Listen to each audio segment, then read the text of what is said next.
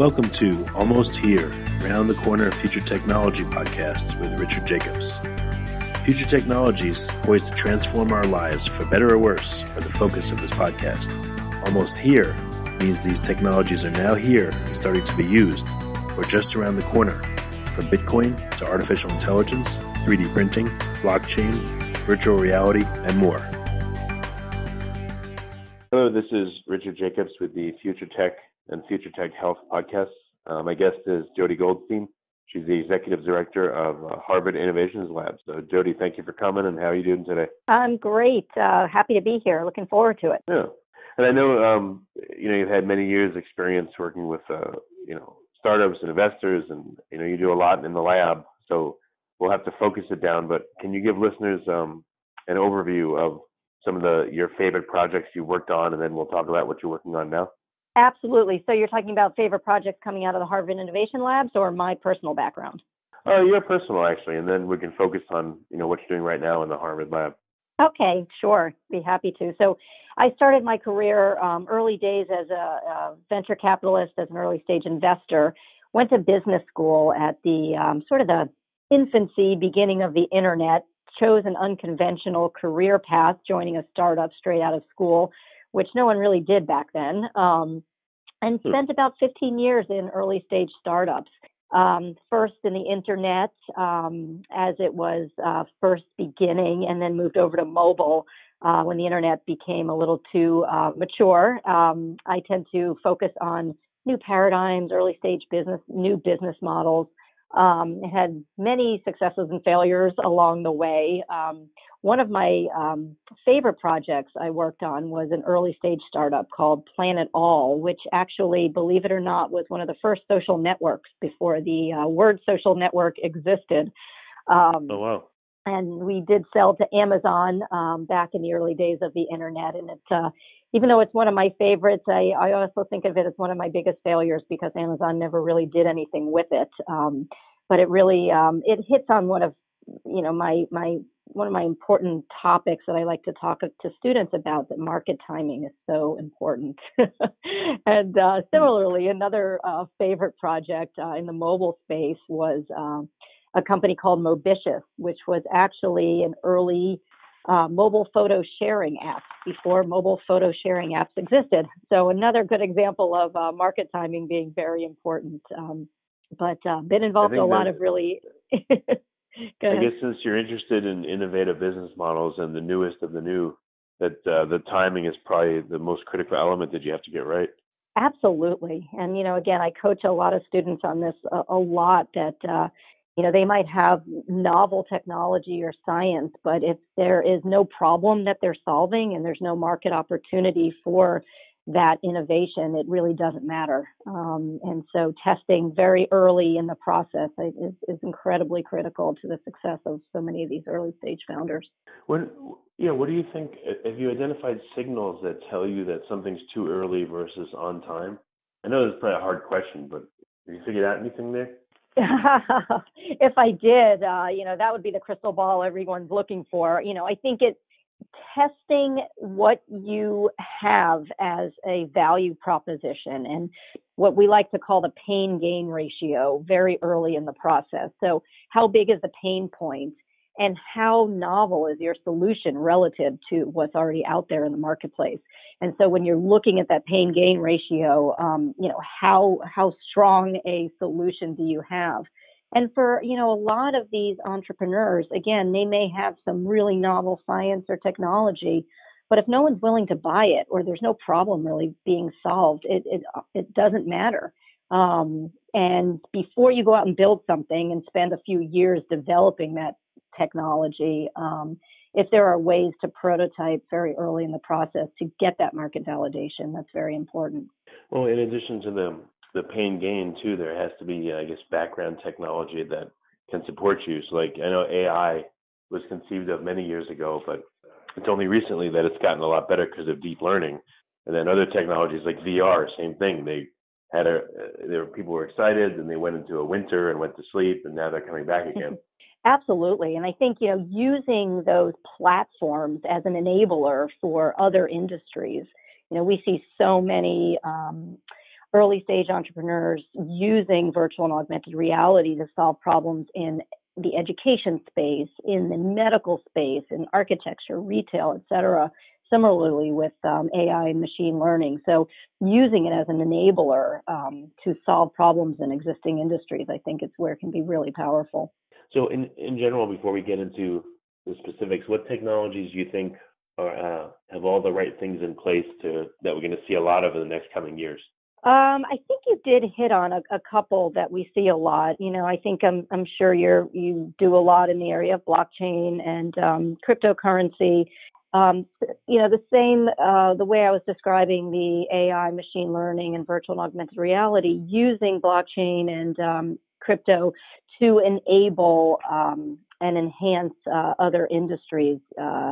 We're seeing a lot of companies using it in novel and new ways.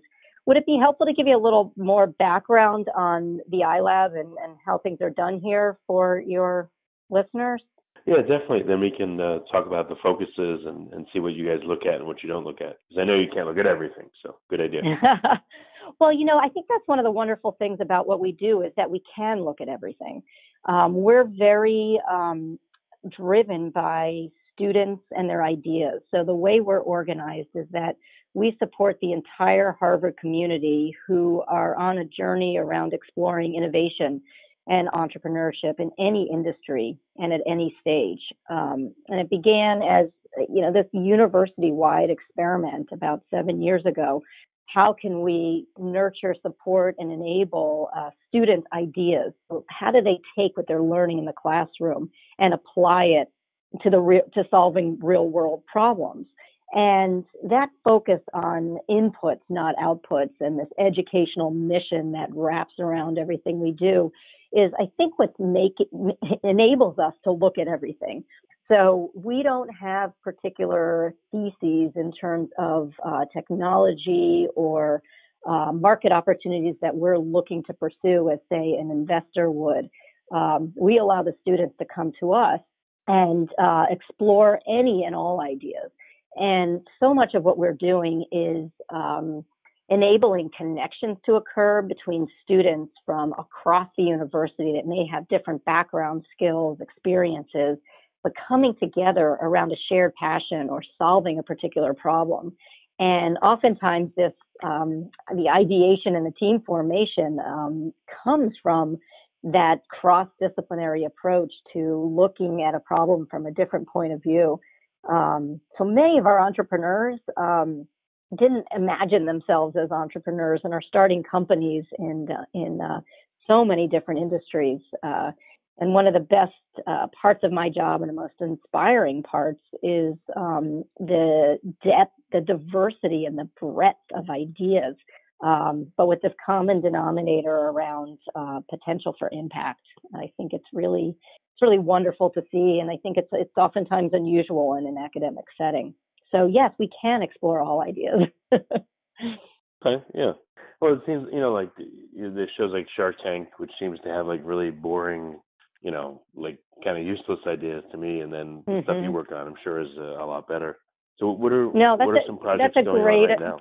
Yeah, that's such a great analogy because, the entrepreneurs that are working out of here are focused on impact and solving a large world problem using entrepreneurship to do that. So some of the, what I like to call accidental entrepreneurs, I'll touch on a couple that across different industries.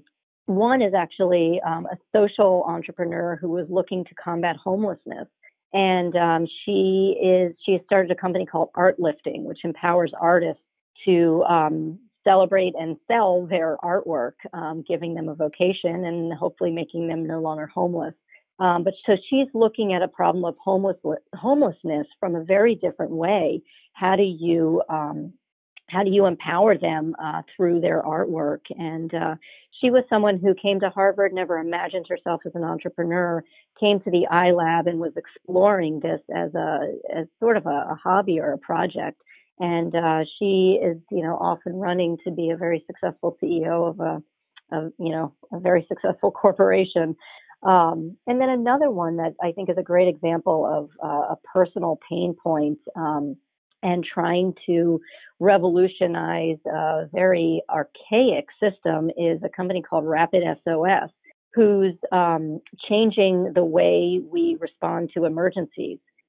Using your mobile phone and enabling you to call 911 from anywhere in the world with your connected devices. And so he actually started the company based on a personal experience. His father almost died, unable to reach 911 after he fell off a ladder, and he wanted to change that and make sure that that never happened to anyone else.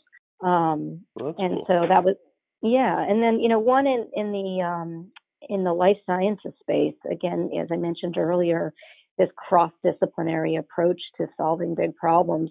We had 4 different schools represented in this company called Vaxis, who is now developing a way to transport vaccines to developing countries and allowing it to survive the cold chain without refrigeration. And they came up with this idea, as I said, from this very diverse group of founders, one from the Kennedy School, one from the law school, one from the business school, and then a PhD in chemistry. So again, I think those are good representations of the diversity of ideas in different industries and using this educational and different approach to entrepreneurship. Well, it sounds like you said a lot of the people don't see themselves as entrepreneurs, but they're kind of thrust into it based on what they want to do. So what is, in addition to the idea, then you have all the legwork and the framework that needs to be in place. So what are the key elements that people need to have in place in order to have a successful venture versus just, a multi-year endeavor that goes nowhere? So, as I mentioned earlier, I think testing it in the market early and often is very important. I think entrepreneurs historically, at least when I grew up in entrepreneurship, have this need to feel like they should be in stealth mode very early so that no one steals their ideas. And I find that is a huge red flag to success, that if you are not testing, sharing, and approaching the market in a very open and transparent way, that there are often signals that you miss, and you may spend a lot of time on something that you shouldn't. So that's really important. I think, something else that Harvard students have a hard time with is learning how to fail. I think it's an enormously important part of the entrepreneurial journey, is being able to put yourself out there and try something and recognizing when it's not working and pivoting and being able to iterate on your idea. So many entrepreneurs are afraid of failure and also afraid to admit when something isn't working. And I think it's really important. Humility is such an important quality in entrepreneurs, to recognize when you don't know something or when you are wrong. So that's something that we try to teach very early on in the process as well.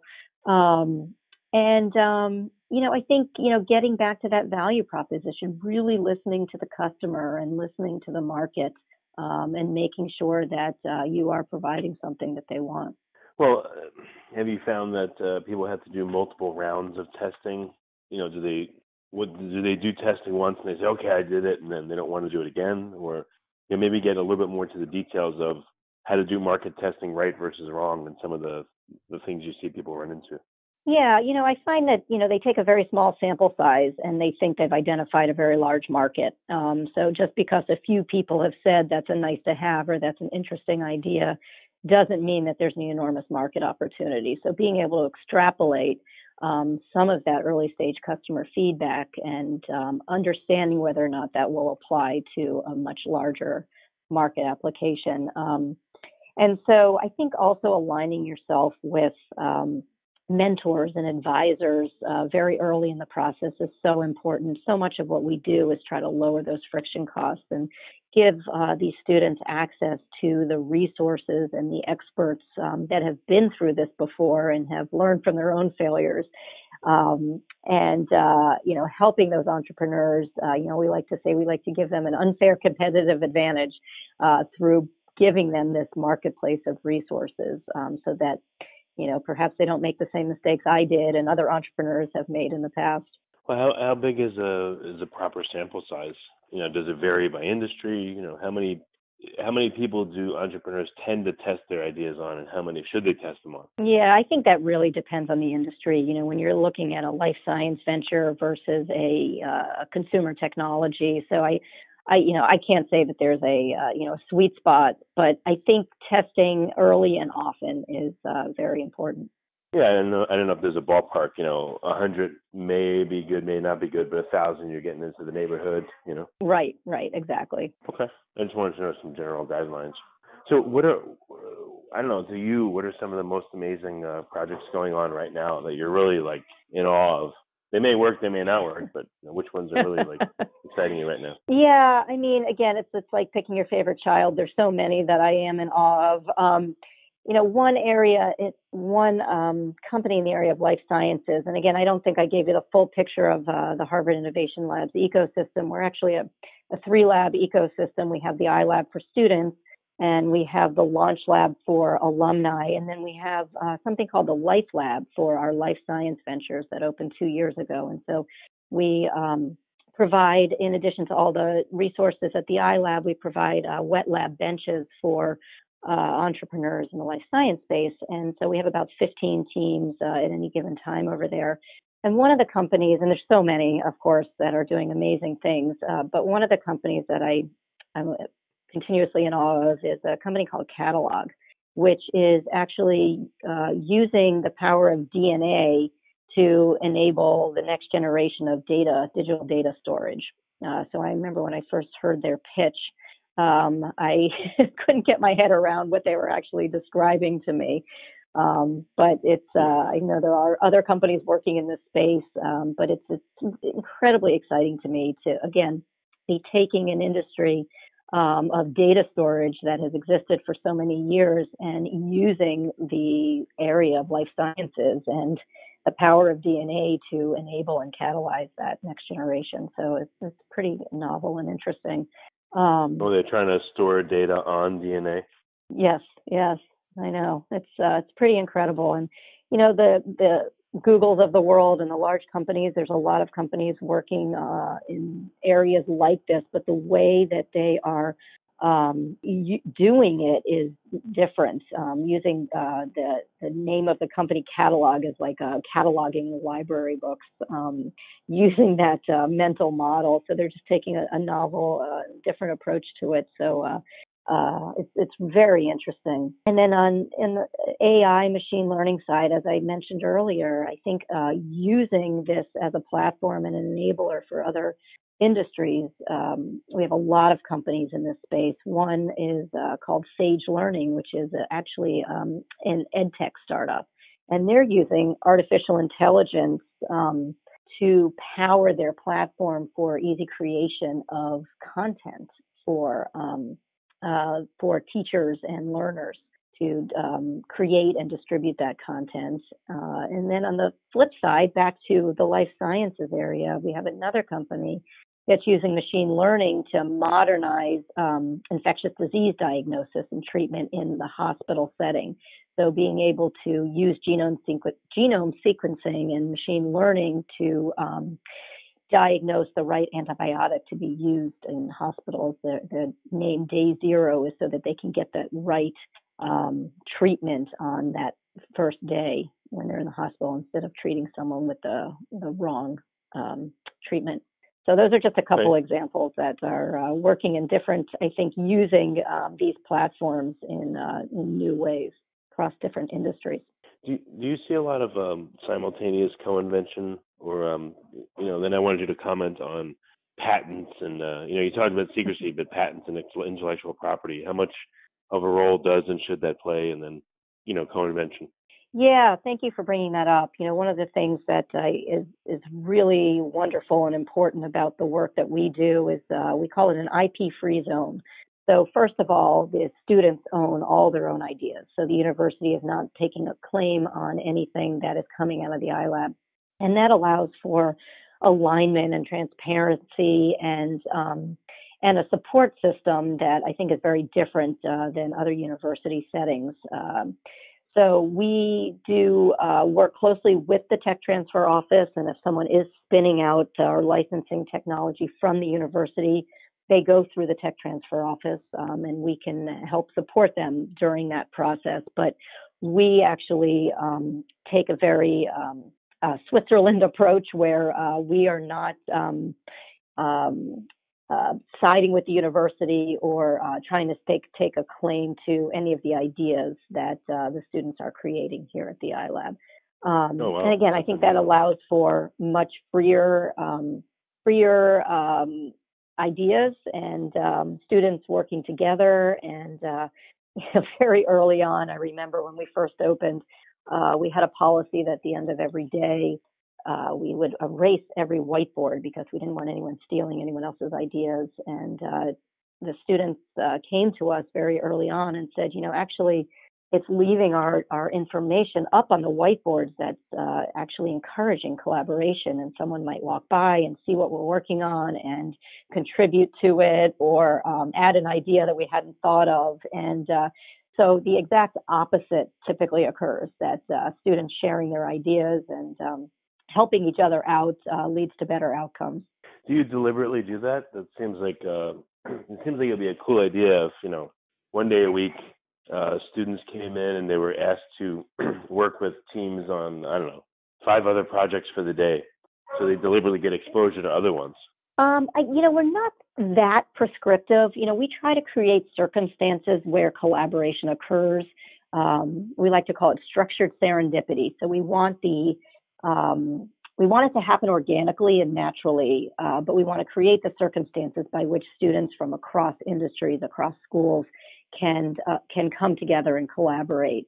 In fact, last night here at the iLab, we had one of our events that we like to call Pitch, Mix, and Match, where some students will come with ideas that they'd like to pitch to other students, and they can join teams. Other students are there just to contribute their expertise or a skill they have, and they might not come with an idea. And so it enables that really nice, natural cross-pollination of ideas and skill sets to apply to different areas of ideation. Okay, interesting. Yeah, I just wondered if, again, working on other people's projects would provide insight, for someone working on their own project. They could see. No, absolutely. Yeah. Do you have the groups pitch to each other? Do they do mini pitches to train them to look for funding or to get in front of investors? I mean, I could see in the lab why it could become like a whole ecosystem.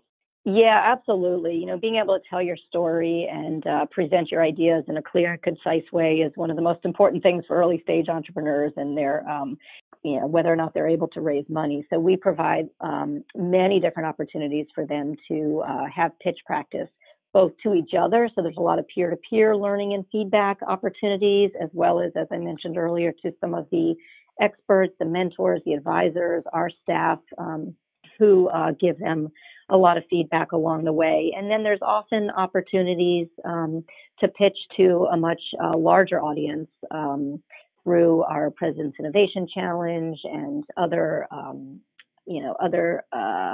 events that we have where students have the opportunity to compete against each other and present their ideas to external stakeholders and investors.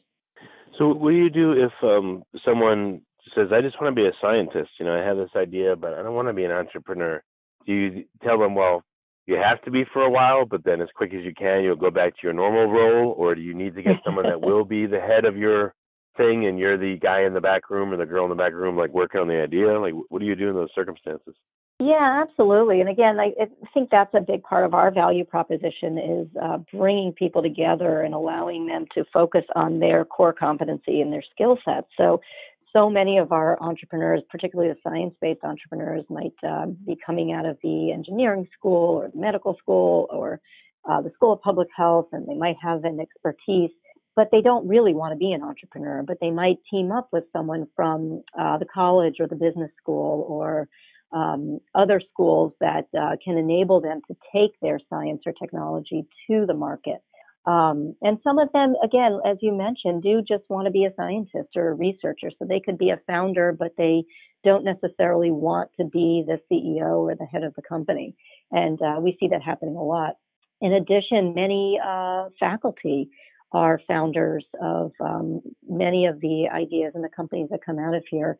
and they're content to keep their faculty appointment and then roll out their technology and allow someone else to spin that out. So, really enabling people to find the right management team and team members that will enable them to bring that science or technology to market. Okay. Any comments on the current environment? We're here at the end of 2018. What do you see happening over the next couple of years? Just, innovation as usual, which I guess is like an ironic phrase, or do you see things changing very much? I hate to sound cliche, but I feel like there's no better time in history to be an innovator and entrepreneur than now. I think there's never been more access to capital and resources to enable all of the things that I discussed early on about market validation early in the process and lowering those friction costs, giving them access to resources so you can test ideas.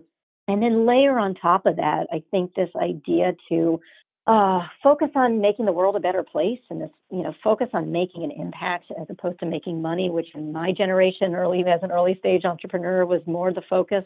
I see so many novel ideas coming out of the university that are going to make a difference in the world.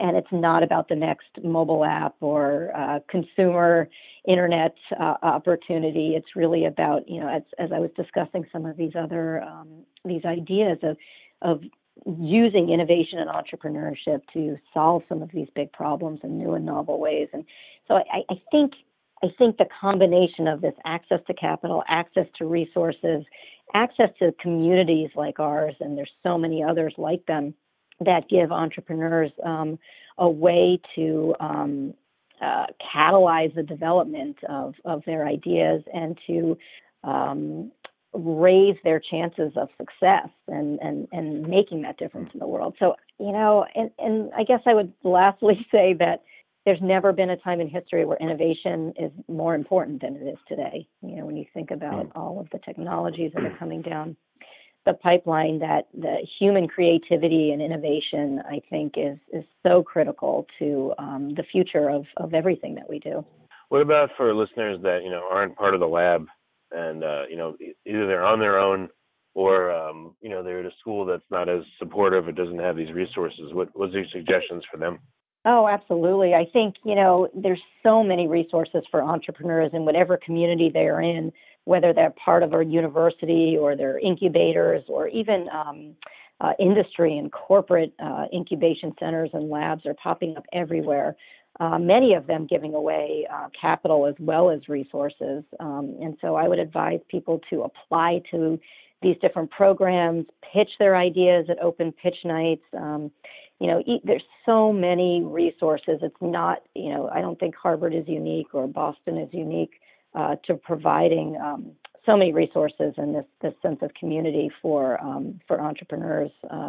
It's really, again, I think a wonderful time. And I think because of technology, too, I think you can start a company with very little capital these days, and you can get out there in the marketplace and prototype and test with 3D printing and, other platforms and, web development platforms that you can get your product in the marketplace much quicker and easier early stage and not have to spend years toiling away and spending a lot of money doing it. So I do believe if someone sees a problem to be solved in the world, entrepreneurship is a wonderful way to try to solve that problem. No, I agree totally. Any other pieces of advice for budding entrepreneurs? Maybe in terms of raising money. Is it a bad idea to try to raise a lot of money early? Is that just a waste of your time? Is it critical to do it at a certain point? What's your opinion around that? Yeah, I think, people forget that a great source of capital is revenue, cash flow. And people think that, in order to start a company, you have to go out and raise outside money. And my advice is if there is a clear use of funds and you know why you are raising that money and how it's going to enable your company to get bigger, faster, and get to market in a better way, that is a great option. But it's not the only option. I think there are many bootstrap companies that are able to succeed as well. There's also different sources of capital. It doesn't have to be dilutive funding. There's lots of non-dilutive funding out there. Prize money is one, as I had mentioned as well. If you're in the life sciences space, SBIRs, grants, and also strategic investors as well, who have an interest in seeing your company succeed. So don't feel like venture capital is the only way to go. And I agree with you. I think raising too much money early in the process can be the worst thing that a company can do. I've seen that happen quite a bit personally, as well as some of the companies that I've nurtured here. Raise as little as you can and continue to validate. And I think that's the best way to achieve success. Okay. And then last question, any resources to get people's head in the game? Books, courses, places to go, people to talk to? You mentioned a lot, but are there any that, get them motivated and get them thinking the right way? We all need that periodic refreshment of the mindset, Absolutely. I think, there's so many resources out there. We have our own YouTube channel. We have hundreds of workshops that we have recorded on there from so many incredible experts, entrepreneurs that have come here and taught, and that's open to anyone. So whether or not you're a Harvard student or not, or anywhere in the world, you can access that resource. All right, that's great. Excellent. And then I don't know if people want to get in touch with the Harvard lab, or perhaps what are some ways for them to reach out? Sure. Check out our website at i-lab@harvard.edu. And again, many of our workshops and the content that we produce is on there. You can also join our newsletter, and many of our events are open to the public. So if you happen to be in the Boston area, you can stop by a lot of our events as well. Oh, very cool. All right, Jodi, well, thanks for coming, and it's been great to talk to you. I really appreciate it. You too. Thanks so much for having me. Appreciate it. You have been listening to Almost Here, Around the Corner Future Technology podcast with Richard Jacobs. Subscribe to this podcast, post a review to discover more future technologies that are poised to transform our lives for better or worse, such as Bitcoin, artificial intelligence, 3D printing, blockchain, virtual reality, and more.